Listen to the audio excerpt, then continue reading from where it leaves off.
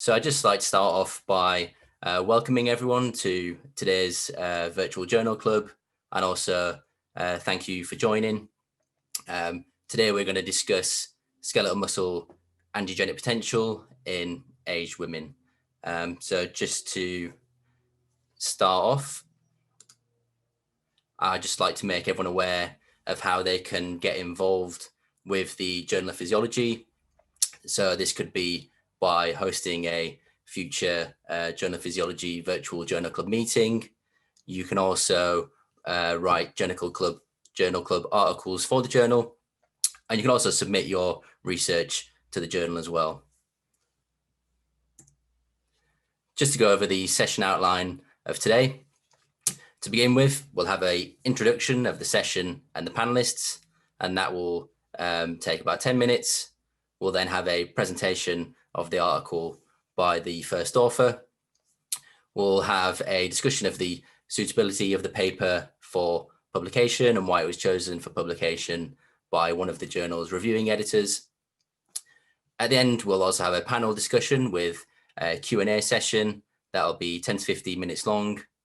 And then after the session is finished, we'll also have a networking session that will continue for around 30 minutes.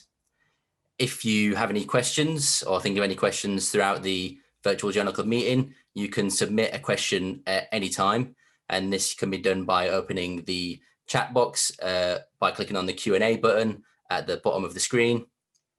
There's also a tick box so that you can submit your questions anonymously. But if you don't want to be anonymous, please put your name and the institution that you're currently at. If somebody's already thought of the question that you would like to ask, you can upvote your favorite questions, and these will be polled to the most popular questions at the end of the session. And also just to remind you that this session will be recorded, and this will be emailed to you within a week. And this will also have a feedback survey on it. So if you could complete the feedback survey and return that, that would be great. So just to introduce the panelists of today. So I'll be your host, and I'm Matthew Brook. I'm currently a senior research fellow at the University of Nottingham. And my research areas are muscle, in particular using stable isotopes to look at muscle metabolism or muscle protein turnover, and also the effects of exercise and aging. The first author of the paper today will be Line Olsen, and she's currently a PhD candidate at the University of Copenhagen, studying muscle, exercise, angiogenesis, age, and gender. And our reviewing editor joining us today will be Dr. Matthew Piasecki, who is assistant professor at the University of Nottingham, and he is currently researching neuromuscular physiology and particularly looking at exercise, age, and also disease. So just to start off with, I wanted to cover why did I choose this article for today's virtual journal club meeting. So this was a review that we put together with some of my colleagues at the University of Nottingham, in particular Ken Smith, Phil Atherton, and Dan Wilkinson. And this was discussing skeletal muscle homeostasis and really plasticity in youth and aging. What are the impacts of nutrition and exercise? And some of the key concepts that we discussed in this review are that as we get older, we have a decline in our muscle mass and function. And some of the ways we can try mitigate or prevent the loss of muscle mass and function is through exercise. However, quite often, if we take a group of younger individuals and a group of older individuals and they perform either endurance training or resistance exercise training, what we see quite often is that the response to exercise in the older individuals is diminished or blunted compared to the younger individuals. Another big area of research that we perform in our lab and is of interest to me as well is using stable isotope tracers. And in particular at the moment, we have been using and developing heavy water techniques. And this is to look at dynamic and long-term rates of muscle protein synthesis. We can also measure RNA and DNA synthesis to look at cell proliferation, triglyceride turnover, and also glucose metabolism. And this can be performed over long periods of time to try get an idea of how we have dynamic muscle metabolism in exercise adaptations. And exercise adaptations is one of the areas that we often use these techniques in, but not just exercise in young individuals, but also looking at the effects of age and gender on these adaptations. And one area of interest that is involved in how well we might adapt to exercise is that of angiogenesis, and which is a topic of today's article. Also, a reason of interest is that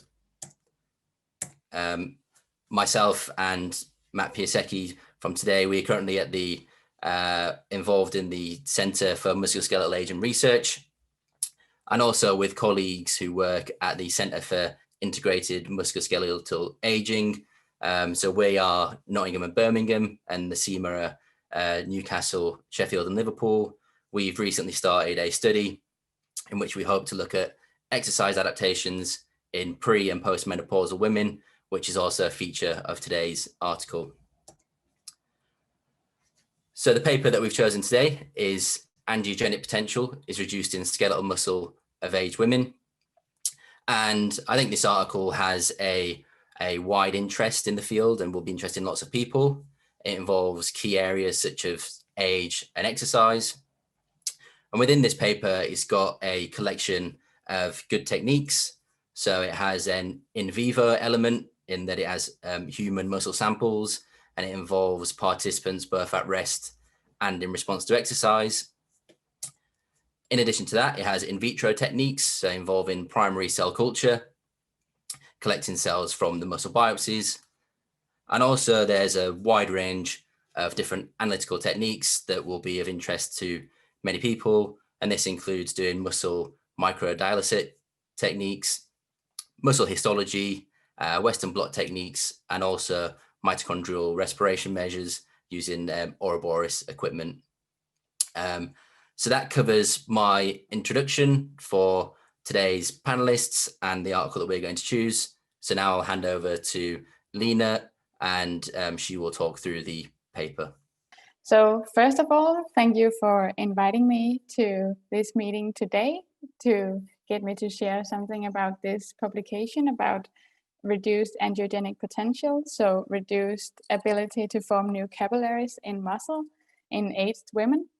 And I've done this work together with the co-authors listed here. And I'll start by presenting myself. So as Matt said, my name is Line Olsen, and I'm a PhD student at Department of Nutrition, Exercise and Sports at University of Copenhagen in Denmark. And I'm also a part of Center for Team Sports and Health.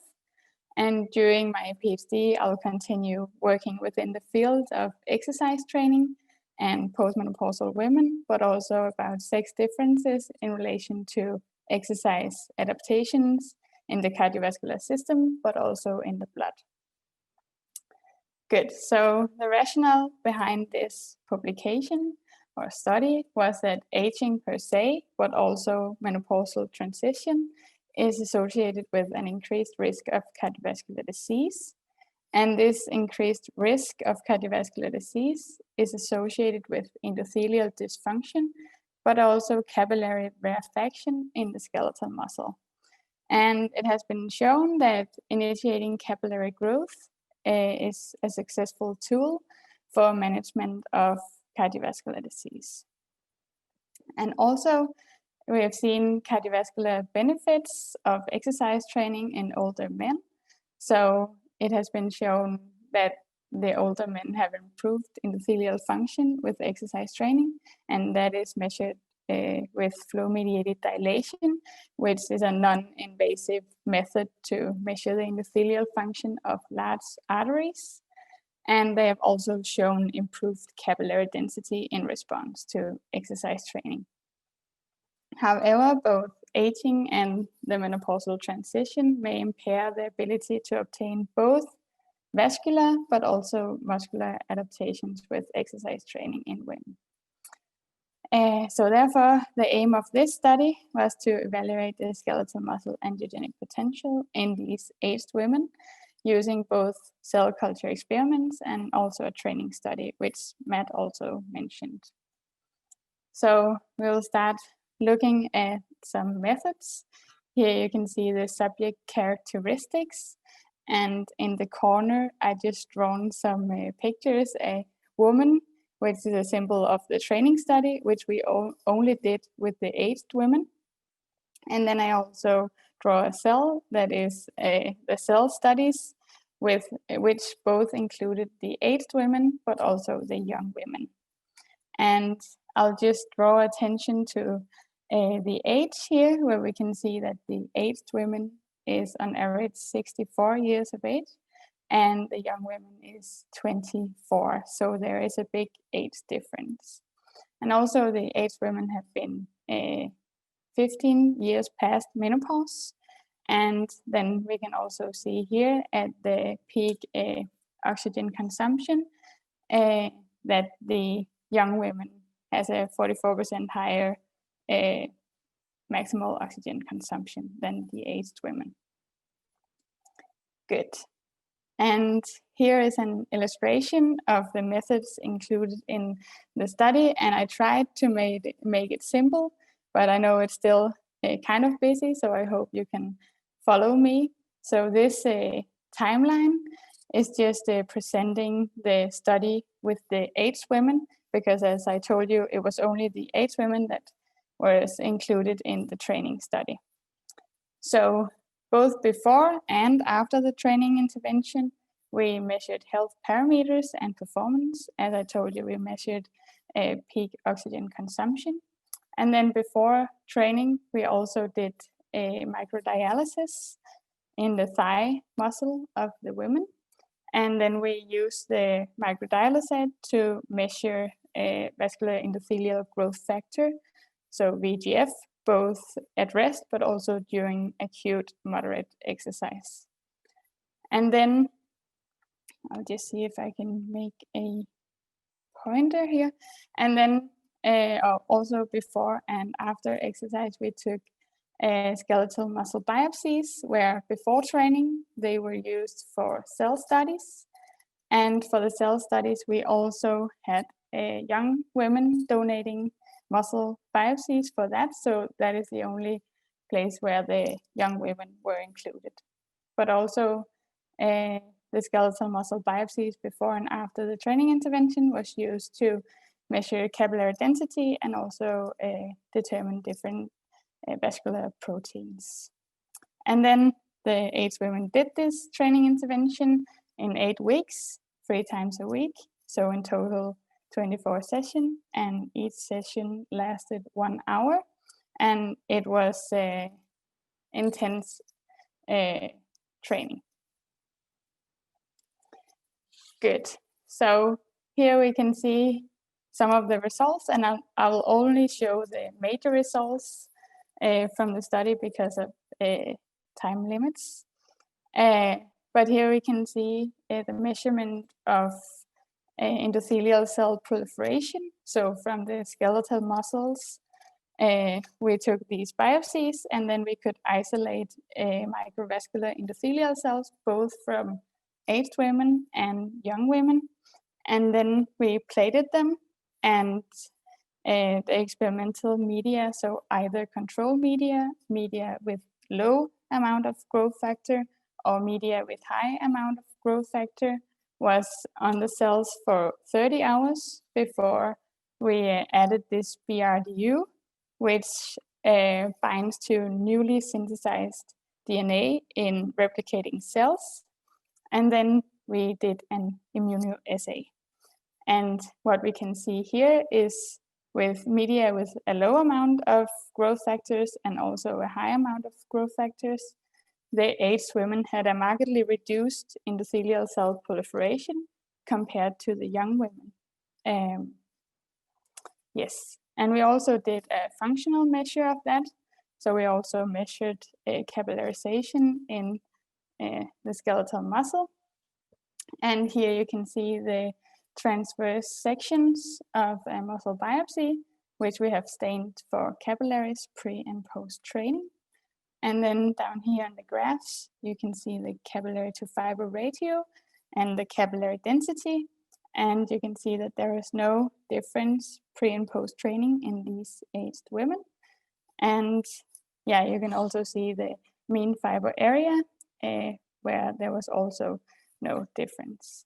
And this is actually in contrast to previous studies in men in the same age, where 8 weeks was actually enough to see a difference, and it was the same training modality. So maybe there is something with age, but there could maybe also be something with gender differences.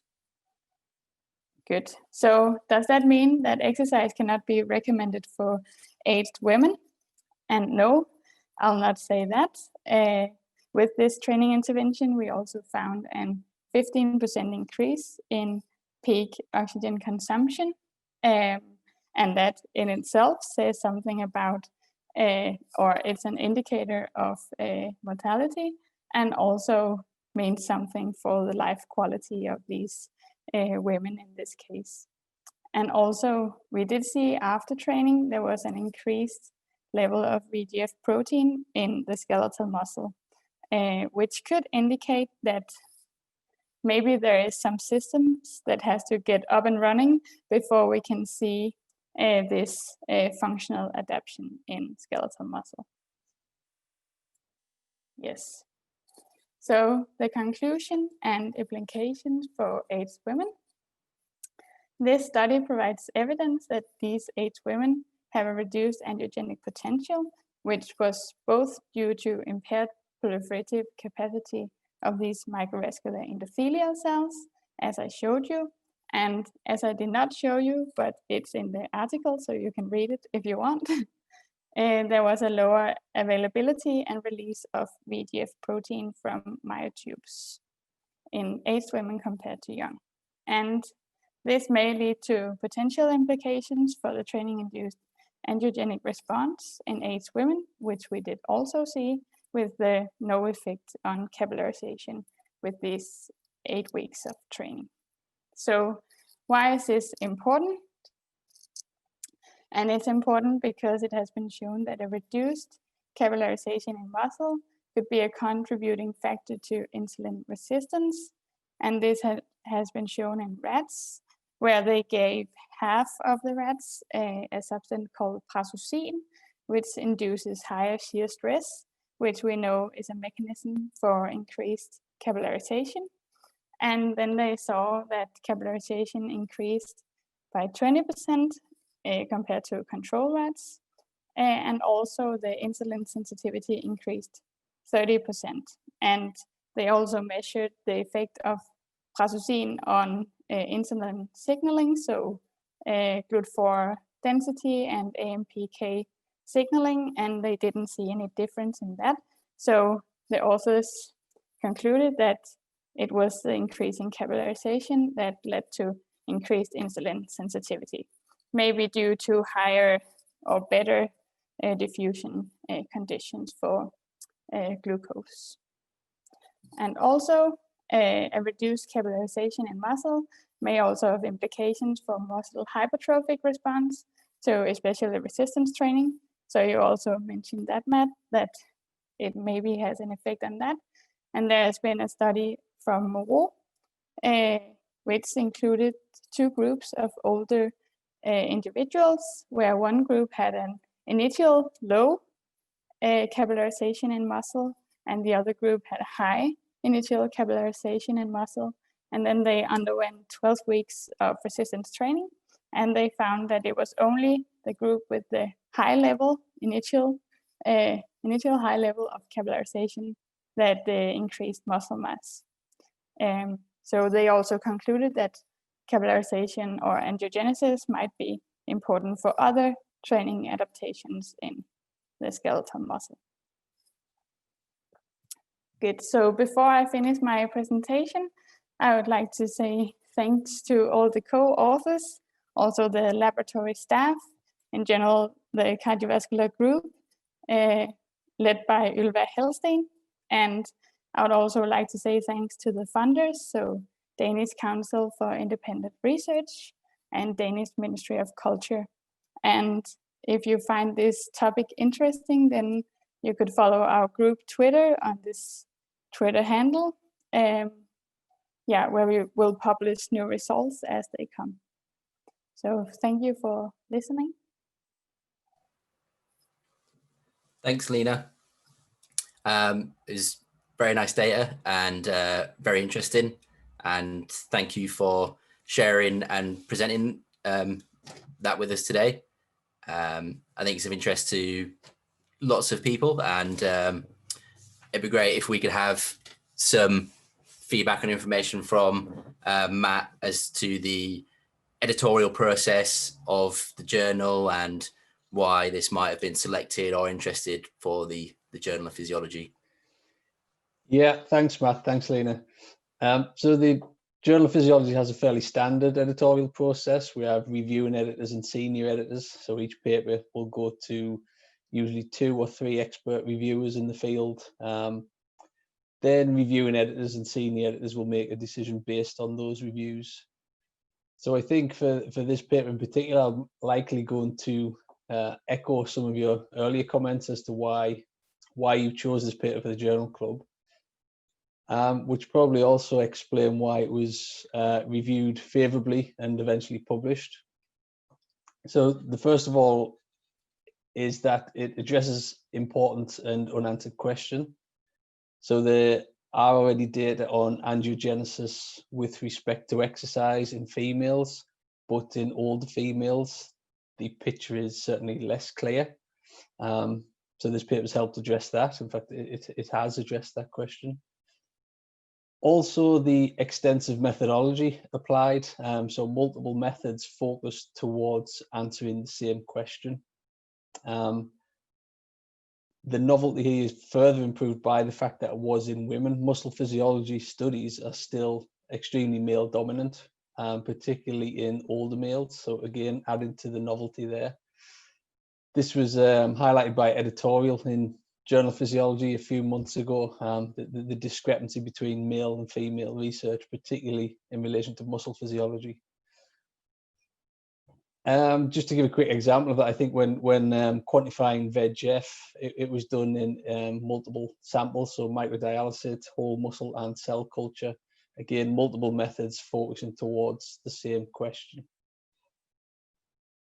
There's certainly a lot of information and a lot of data. It's in reality, it's 2 studies and could have perhaps been separated as such. So we have the acute age comparison, cross-sectional comparison of young versus old. Then we also have the longitudinal study in just the age. So I think these 2 studies have been combined, but they've been combined in such a fashion that the message of each hasn't been diluted. And also they've been combined, but the manuscript has not been made excessively long because of 2 studies being combined. Again, in relation to that, I think this will probably appeal to a wide range of people. So if you do go and read the paper, you'll see that there is data in there, not necessarily hidden, but it's not the key message of the paper, but certainly will be of interest. So even more simple parameters such as fiber size is reported following 8 weeks of supervised training in older females. So this in itself is an important finding. So that alone will be of interest. So it highlights how wide-ranging this paper could be in terms of appeal. And finally, I'd highlight limitations. Every single paper has limitations, as we all know. There's always an extra group we could include. There's always an additional variation of the intervention. But here the limitations are quite minor. The obvious question would be, okay, you perform the 8 weeks training in older females, why not younger females also? But as highlighted in the paper, there's already evidence there to suggest that younger females are able to undergo angiogenesis following cardiovascular training, endurance training. So repeating that might not be entirely necessary. So the obvious limitation here, I would say, is extremely minor. And I think that's everything for me. I would say it's a well-rounded paper, very well written as well. So well done, Lena. Thank you. Yeah, thanks, Matt. That was a good insight into the reviewing process and also what reviewers might be looking for as to what makes a successful publication or what makes a manuscript attractive for publication. So we now have a Q&A session booked that can run for the next 50 minutes, I guess, depending on how many questions we receive. So far, we have 2 questions in, so I'll start with the first one, which is from Stuart Goodall. To begin with, he says a lovely job on the work, and he asks, Lena, do you think the response would have been the same in a sample of older women who had received hormone replacement therapy? That is a very good question, and I think maybe there is many answers to that, because first of all, I'll never give hormone replacement therapy to this group of women that has been 15 years post-menopause. But I think if they have been taking hormone replacement therapy since they went into menopause, then I think that the training adaptations would be higher in those compared to women not taking hormone replacement therapy. And there was actually a Finnish study where they got twins to join, where retrospectively one twin did take hormone replacement therapy and one twin did not. And they saw that the twins who did take hormone replacement therapy had a higher muscle mass, higher muscle strength, and so on. So I think there will just be higher anabolic stimuli in those. Okay, great. Thank you.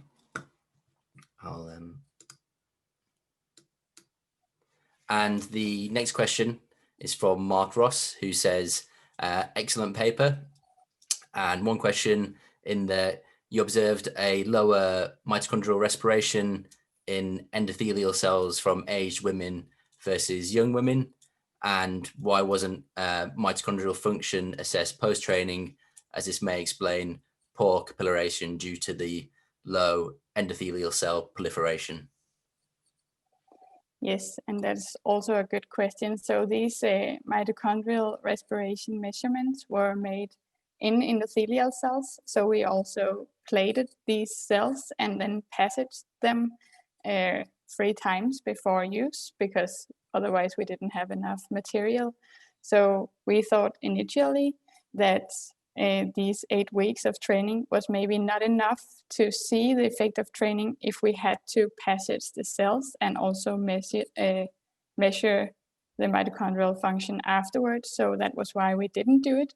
But after I've seen some other results, I maybe think that we should try to do it. Excellent, thank you. I hope that answered your question, Mark, and I'll answer that question.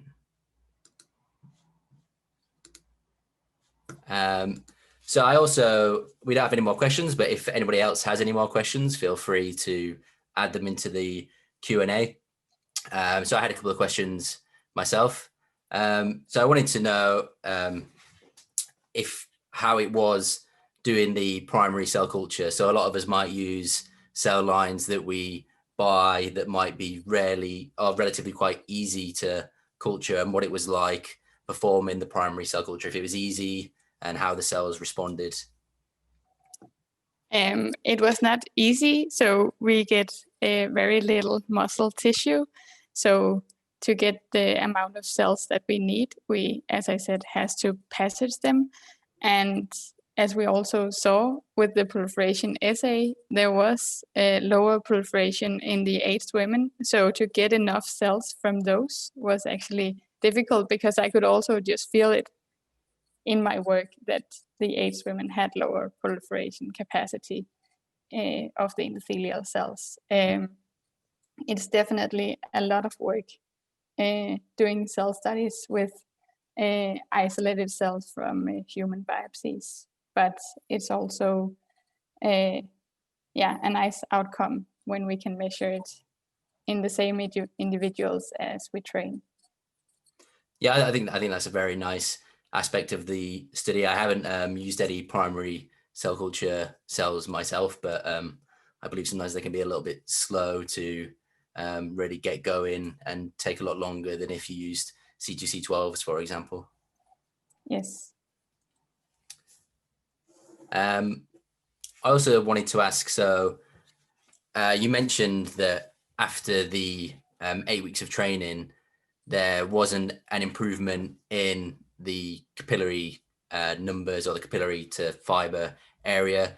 So I just wanted to ask if you think a longer training period would potentially improve that, or a different exercise stimulus, or if we need a combination of exercise and possibly some drug interventions to help increase angiogenesis. Yes, so the first question, I actually think that a longer time period would help to see an increase in capillarization. So I don't think there's any reason to believe that training doesn't increase this at all in aged women. And I actually saw preliminary data which shows that in general older individuals and also maybe hypertensive individuals, it takes longer time for them to have the same training adaptations, and it makes sense because the body is just, more slow. But what was the other question? Sorry. And also, if you think other exercise, such as resistance exercise or maybe HIIT training might be useful, and also maybe any pharmaceutical interventions that might be good at stimulating angiogenesis. Yes, so about the training modality and intensity, I think it was a very great stimulus that we applied. It was very intense training, and studies have shown that maybe the intensity doesn't mean that much. So actually we have seen an increase in capillarization in older individuals with just passive exercise and also low intensity exercise. So I don't think that it will be better to make more anaerobic exercise. I think it's good with aerobic, and I don't think for just this part that it has to be that high intensity. Of course, it is good when we look at the maximal oxygen consumption. And about the drugs, I'm not quite into that field, so I'm not comfortable answering that, but there might be. Yeah. Yeah. No, thank you. It's very interesting. Another question coming in from Glyn Howatson, saying that it's an excellent paper and congratulations. So he says there was a nice increase in VO2, but given the lack of change peripherally, so lack of peripheral change in the capillaries, do you think changes might be attributed to central changes such as cardiopulmonary or perhaps erythrocytes? Yes, I think there is central changes, and I don't know, maybe also some neuromuscular changes. We haven't looked at that, but I think there might be when you're going into menopause, but also the age affect both hearts and also the lungs, even though I know that that is not the limiting factor in most cases, but still I think something happens there. Great. I had a couple more questions as well. So in the older cells, when you put them in cell culture, you had lower VEGF within the kind of muscle lysate, and also a reduced amount released into the media. So is it that there's less VEGF gene expression and it's just less synthesis of that protein? Yeah, so I don't know that, but I think there is less synthesis, and I must also say here that a limitation on these parameters is that there is a very low amount of subjects in these measurements. So it is maybe more indications that something is maybe not wrong, but maybe the VEGF signaling both the synthesis but also the release of it, it is lower.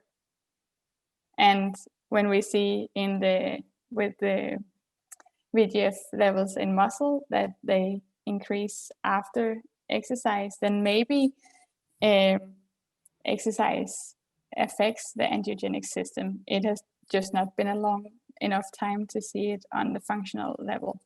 So I think maybe that could be the case. Yeah, because I wondered with the stimulation of the cell proliferation with the low serum and the high serum, if you add VEGF to that, do you get an increase in proliferation more than just with the serum alone? So only with VEGF in the, we have not looked at that. Okay. Yeah. There's no more questions in the Q&A, but I had one last question for you, unless Matt has any questions. Yeah, I did have one just out of curiosity. So part of your hypothesis that there would be an age-related difference in the cross-sectional aspect of the study, but it doesn't say anything about the hypothesis of the 8 weeks exercise. Were you surprised by this finding, or was any of your group surprised by this finding? I know as researchers, we like to think that exercise can fix everything, but that's not always the case, particularly with regards to aging. So I just wondered if you're surprised by this lack of effect of the exercise. So when I saw the cell studies, then I was maybe not that surprised. But again, we have seen that 8 weeks is enough for untrained, also older men, and also older hypertensives. So in that case, I was surprised. Yeah. Thanks. And the last question from me was just what you've got planned next, if you're running any more studies or follow-up analysis that you might be willing to share, any ideas or plans that you have. Yeah, so the next step is that we are going to look at time after menopause, if that means anything, both for the cardiovascular system, but also for blood parameters, so risk of arterial thrombosis. So that is next up. So we are both doing a normal supervised training intervention, but then we'll also try to make a more practical intervention to get more Danish people to be active in our sports clubs, and then also measure them there when it's not supervised, even though, the two studies have different things they want to look at, but it doesn't help if we get people to exercise 3 times a week if we are there and then find something positive, but if they never do it, then so the one study will have a more practical point of view. And any idea how you will make it more attractive for people to perform exercise? If I knew that, then I will talk to a lot of people. But I think in general, we need to get people to realize that this social aspect of exercise is an important thing, and also for maintaining people, or to get people to do it in a longer time period. But no, I don't have the key message that if you do this, then you will motivate 100% of the people. It will also be yeah, very individual. Yeah, I can imagine. Yeah.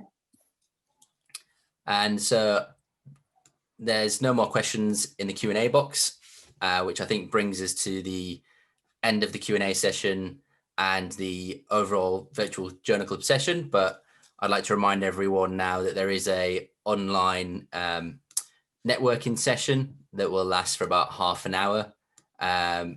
And in the chat that I believe everyone should be able to see, there should be a link for everyone to join the networking session. And Rosie can jump in to tell me if that's wrong or not. No, that's right. It should be in the chat now for everyone to start following. Okay, perfect. Thank you. Thank you everyone for attending today. I hope everyone enjoyed it and found it interesting.